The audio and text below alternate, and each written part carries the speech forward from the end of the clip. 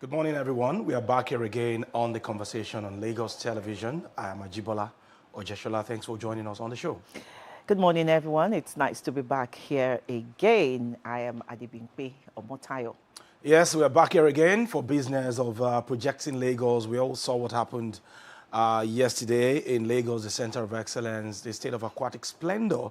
And, even a blind man can see and feel what the government of the day is doing with the monies being generated through taxes in Lagos State. And Mr. President was ably represented yesterday by the Senate President, Godswill Akpabio, to commission the multi-agency complex very close to us here.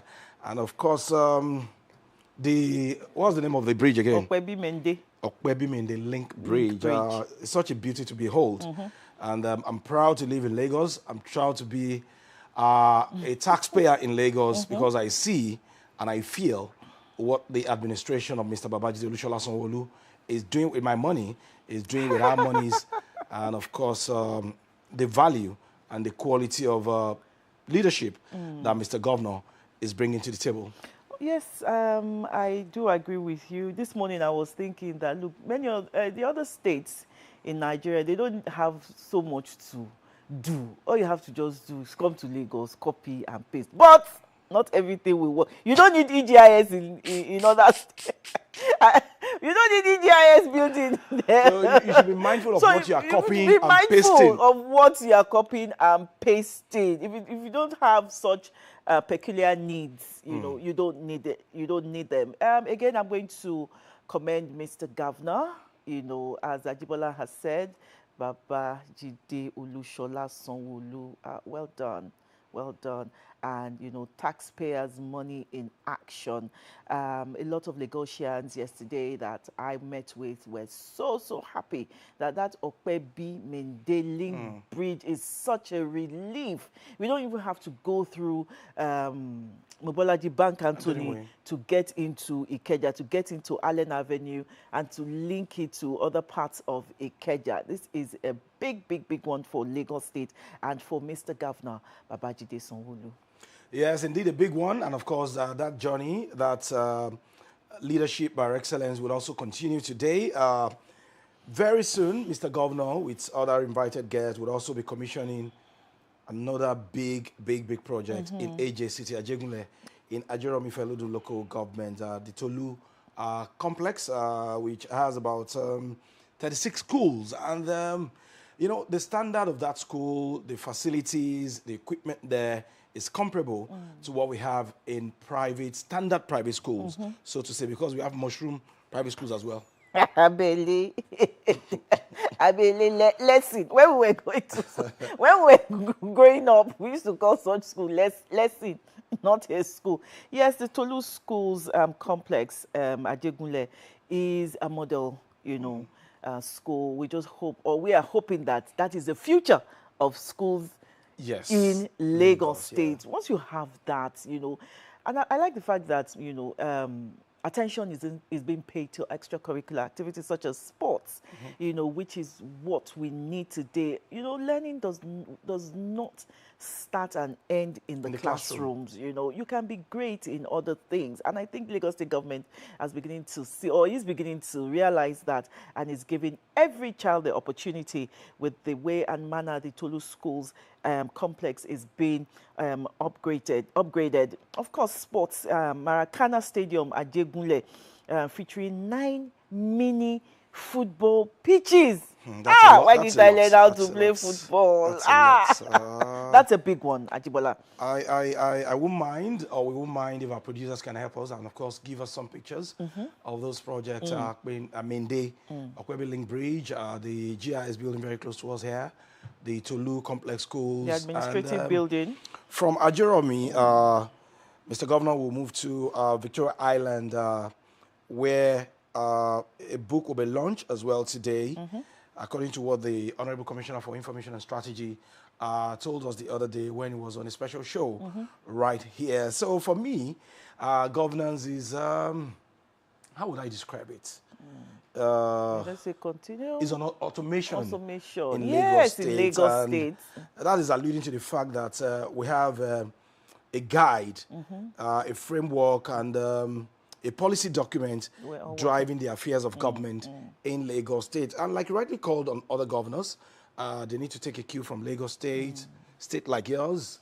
My state is... State like yours? No. Whatever you have in Lagos is in my state.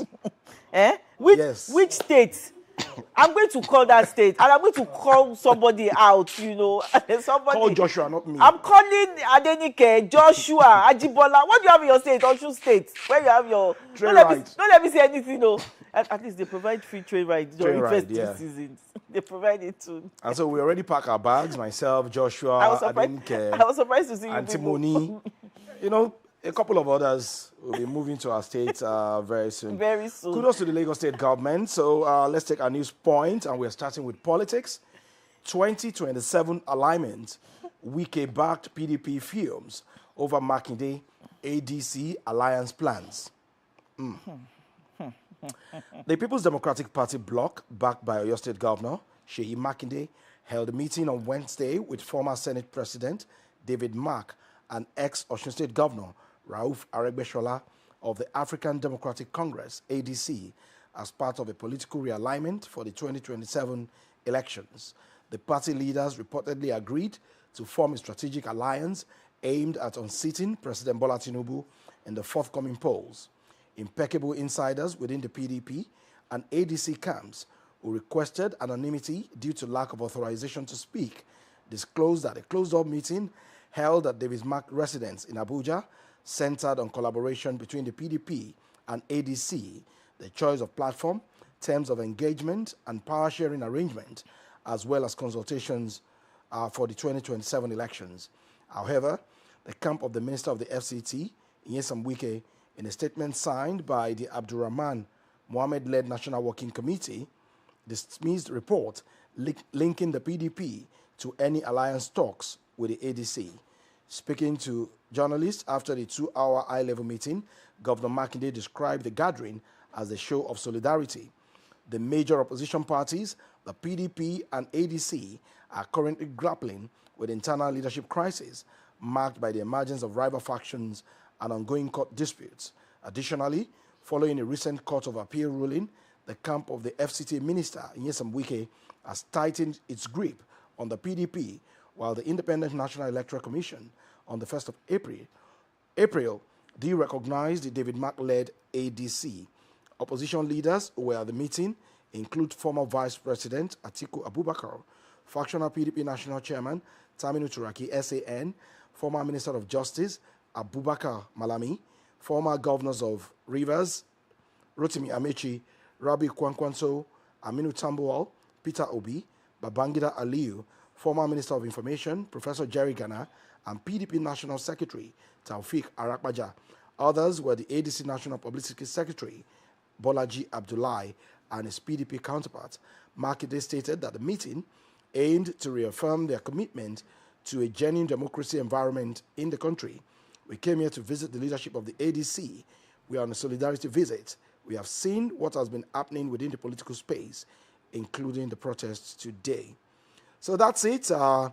Realignment here and there ahead of 2027 general elections. And of course, PDP and that faction of Makinde and that of ADC are trying to form alliance. And according to them, their major plan is to unseat Mr. President come 2027. So whether this alliance is going to see the light of the day, or whether it's going to be fruitful, only time will tell, because the Wike faction of the PDP is already complaining that there is no arrangement between the ADC and the PDP. So what to believe now, we don't know. Who to follow now, we don't know. And if PDP and ADC are finding it difficult to put their house in order, then how would they be able to put a country as complex as Nigeria in order? Ajibola. Charity, they say, begins at home. If your home is not in order, their aim, I'm going to start with what their aim is just is to all grab about. Power. it's a strategic alliance aimed at unseating President Bola Tinubu in the forthcoming polls. I am faulting that. I thought, their aim would be to have a better Nigeria, to do away with insecurity. There should be food, there should be, and I looked at the names again. These names I've been hearing since 1999. What is the attraction, really? All these people have held a political office at some point. Yes. And they're not just ordinaries. Some have been governors, some have been vice presidents, some have been Senate presidents. All these names. What did you do when you were there? That is, just answer that question. Okay. We'll leave Nigerians to also answer that question. What have they done? What have they brought to the table when they were in service as Senate President, as Governor, as Vice President? What value did they add to the lives of Nigerians? And so, I don't know how Nigerians are going to trust these people again, but we'll leave them to their conscience. 2027 is already here, and then you have that power in your votes to decide who is going to become your president. If you want President Asiwaju Bola Ahmed Tinubu to continue, it's looking fine by you. Ajibola is now looking like desperation. It's looking like, I'll keep on calling them this. I don't belong to any party, okay?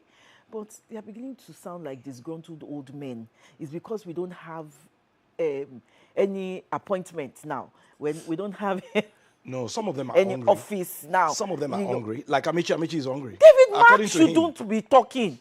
David Mark was a military officer. Yeah. He served as a minister. For communication. For communications. Yeah. He came back, he took off his khaki, wore agbada. Even then, he told us that the GSM is not meant for the It's not meant poor people. for poor people.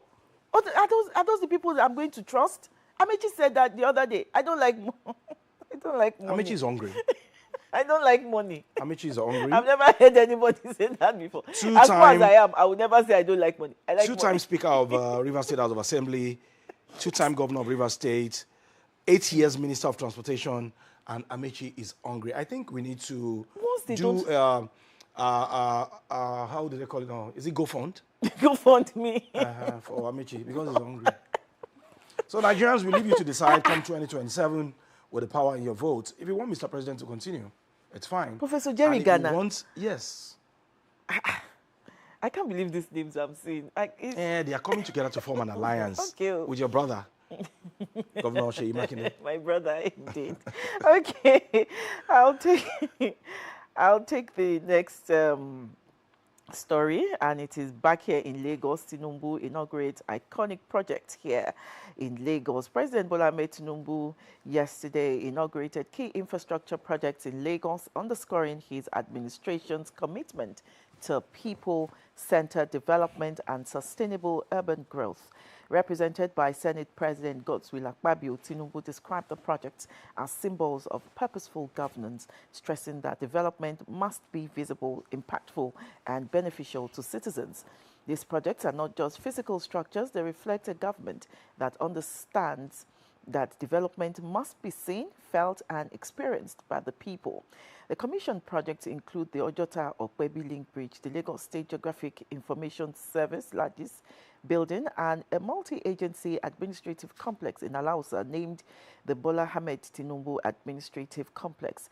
Tinubu said Lagos continues to distinguish itself as a model for national progress through sustained investment in infrastructure, innovation, and institutional reforms. Lagos is working. Lagos is moving forward. Lagos is setting examples, and Nigeria needs to emulate Lagos. He added, noting that the projects align with the federal government's drive for a modern, efficient, and digitally enabled economy. He emphasized the importance of strategic infrastructure in a megacity like Lagos, noting that improved mobility directly boosts productivity and economic growth. The 5.04-kilometer Ojota-Okpebi Link Bridge is designed to ease congestion along the Ikeja-Maryland-Ojota corridor by providing an alternative route linking Okpebi Island to Ikorodu Road. It features pedestrian walkways, bicycle lanes, solar-powered lighting, and modern drainage systems. Yes, we've talked about this earlier when we started the show. Lagos is moving. I like that part. Let me look for it again. Lagos is working. Lagos is moving forward. Lagos is setting examples, and Nigeria needs to emulate Lagos. Fantastic. I like that. And that slogan of the pace-setting state should actually be given to Lagos instead of your state. Excellence.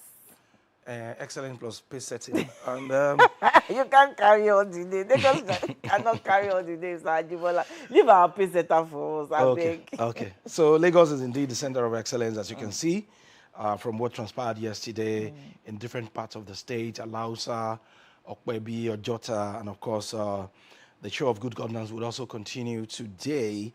And, you know, the fact that Lagos is on automation can be alluded to the fact that a particular political party has been in power since 1999, and there's a master plan for Lagos, which is being followed by every governor of the state. So if a particular administration is not able to finish something, the other one will continue.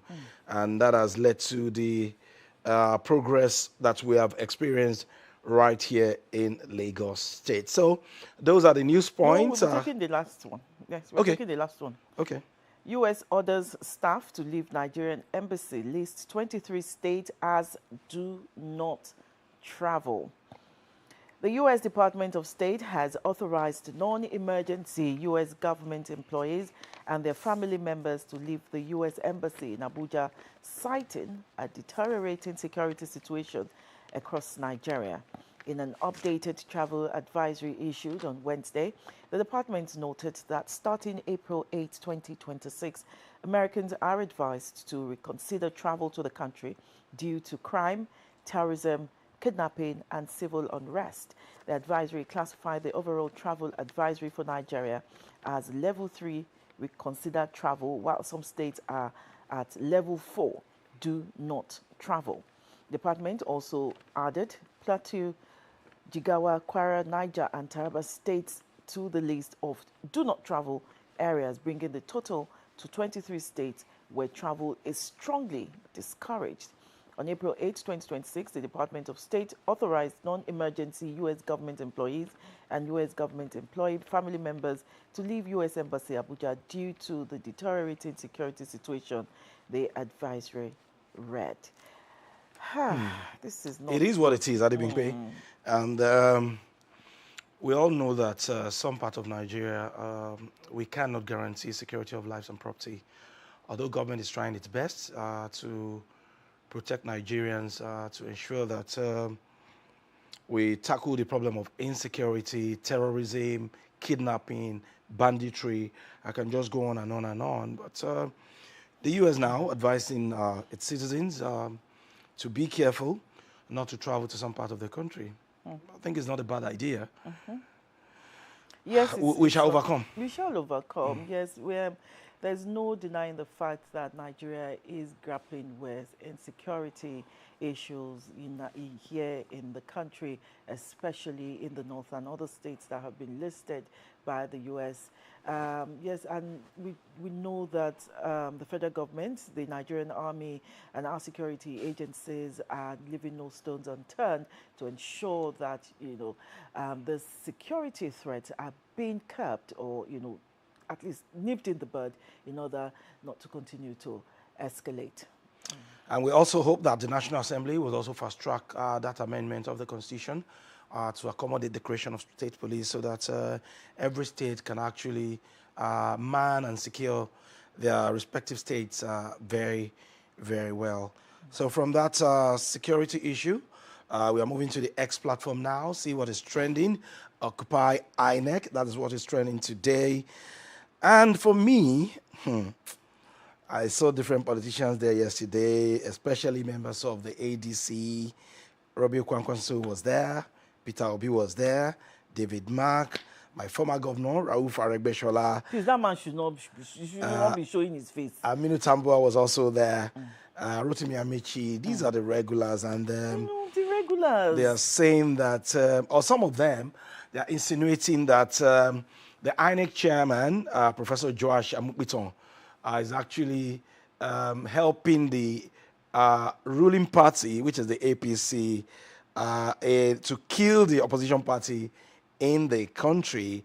Why they are saying this, why they are insinuating this, is what I really do not know. And some of them were also chanting some songs yesterday that they do not want Tinubu. Tinubu should go. And I don't know. Do they really want political reforms, or they are hell-bent, just like I read in my story, in unseating Mr. President? What are you bringing to the table this time around that is different from what we have seen prior to the formation of the ADC? And Kwankwanso, Atiku, Mechi, Tambuwal, they have all had their times at one time or the other in government. What was their track record should be the question this morning. And the desperation on the side of the opposition, for me, it is getting too much. Why are they even attacking INEC? Was it INEC that made they are insinuating that the INEC chairman was the one that is told partial. How? Because he deregistered the ADC. On its own? No. There was a court judgment. Based on a court judgment, actually. Yes. And he removed the name of Rauf Aregbesola as secretary, David Mark as chairman of ADC from the portal of INEC. Okay, the removal of those names, does this stop the party? It doesn't. Has the party been delisted? Is the party not going to be on the ballot box? 2 names were removed as chairman, as just officials.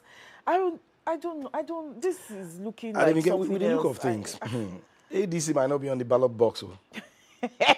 But except the court states otherwise. Because we don't know if it is Gombe that is the chairman now, or this man, or David Mark. David Mark. But Gombe, they are the ones that went to court. Yes. That, these people have come to hijack the party, and that, they are the original. Hey, Occupy INEC. You see, INEC is just taking the brunt for it. It has nothing to do with INEC, really. It's the courts they should go and be fighting. Sometimes names do have spiritual implications. Like my own name now, my name is Ajibola. If your name is ADC, you always be behind. Because the ADC that I know is, what are they called? Airline. No. These people that are usually behind governors, Oh, Mr. President. like the security Detail. Detail. Yes. ADCAP. That is the ADC that I know. But anyway, this one is African Democratic Congress. We shall see how things will pan out at the end of the day. 2027 is already here, and the political class are jostling for power. And according to the ADC, they want to unseat Mr. President. This is electioneering year. We will expect all of this and even more. So it now behoves on all the parties, whether APC, whether PDP, whether ADC, to now begin to show what they have to offer. Like some men will say to some ladies, what are you bringing to the table? Yes. Abi? So whether you're PDP, Wike's faction, Makide's faction, whether you're ADC, Gombe's faction, David Mark's faction, whether you are APC, what are you bringing to the table to make life better for Nigerians? That is it. That's the question we are going to ask you in 2027. We'll be taking a very quick break at this moment on the show. When we come back, we'll still be talking about the Center of Excellence and, of course, the impact of good governance right here in the Center of Excellence. Stay with us. Don't go anywhere.